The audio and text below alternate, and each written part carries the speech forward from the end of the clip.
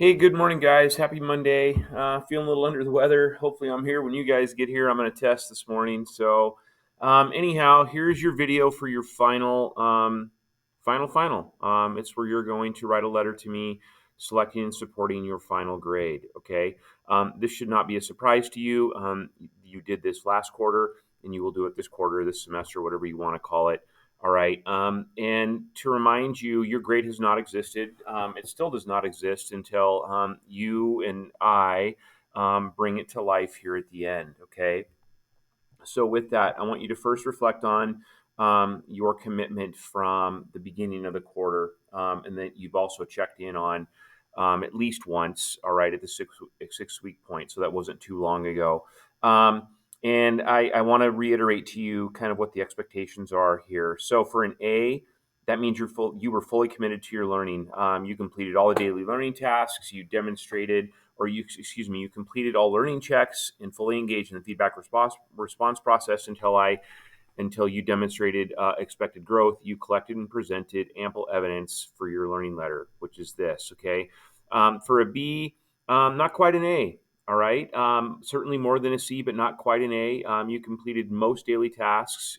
You completed all learning checks and then engaged in at least one round or level of the feedback response process. And then you collected and presented adequate evidence for your learning letter. All right. There's more than less evidence in the terms of learning checks, learning tasks, etc. C is kind of like, you know what? I did the bare minimum. I completed some daily tasks. I at least attempted all learning checks. All right. And then I have some evidence that I can present for my learning letter. Okay. And then this quarter, there is a second option, as I shared with you at the beginning, and as I reminded you throughout. Okay. It's kind of the passive grade. All right. It's a P for pass. All right. It's actually an S on your transcript, but the intention there, or the spirit behind it, is it's a pass. All right. And essentially, this is what it means, guys, that you did not actively commit to your learning. You did not complete daily tasks. All right. You did not attempt any learning checks, and essentially you don't have any evidence, okay, that you did any of those things. You just kind of sat here passively. No judgment. It's just basically what is, and that's how you decided to um, uh, live your experience here over the last 9 weeks. Okay, and so it will give you credit for the class. It won't affect your GPA one way or the other. But it's just kind of like you need to step in and be honest and say, "Hey, Sai, I basically did nothing all semester." And again, no judgment on my part, but I think we have to be honest with each other about what you did and didn't do. All right, and so at this point, I think it's on your shoulders to just be honest about it and own it. For your learning letter, okay, it has to be 5 paragraphs. So when I look at your letter, I expect to see 5 paragraphs: an introduction, 3 body paragraphs, and a conclusion. They do not need to be lengthy paragraphs, but they do need to be complete paragraphs. All right. In your introduction, I want you to set the stage. You have to use a narrative hook. If you need a reminder of what that is, click on this link right here. Okay. Establish some context a little bit that goes with what you're going to present for your story. Okay. If you're setting up an A, start setting up an A. If you're setting up a B, et cetera, et cetera, et cetera. And then finally end with a thesis statement. Oops that identifies your grade selection. So basically, your thesis statement will be, I believe I have earned an A, B, a C, or a P for this semester. In your body paragraph, each body paragraph has its own specific purpose. Okay. And then for your body paragraphs, I don't care where you use them as long as you use them at least once. Please use an example of ethos, right? Remember, that's your credibility, your character, okay? Use pathos, okay? Your third body paragraph will be an excellent place to use that. Use logos. That's basically your skyward and other evidence, okay? So you're using facts, statistics, etc., to help back that up, all right?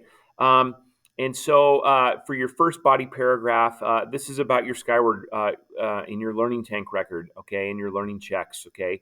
This carries a lot of weight, as you should know it does, okay. Your second body paragraph is about your learning tasks, all the work you did or didn't do in Google Classroom. And then the third paragraph is basically your opportunity. It's wide open for you to help me see what I don't necessarily see in the other types of evidence. Maybe the struggles with COVID, maybe responding to feedback, seeking help, whatever you can use to help make your case. Again, pathos would be probably a wise choice here. For your conclusion, you just have to go rehook, all right? And that doesn't mean just simply copy and paste your narrative hook. It means go back to the idea from your narrative hook and revisit that and reuse that, okay? And then finally, just end with a short 1 or 2 sentence final impression, all right?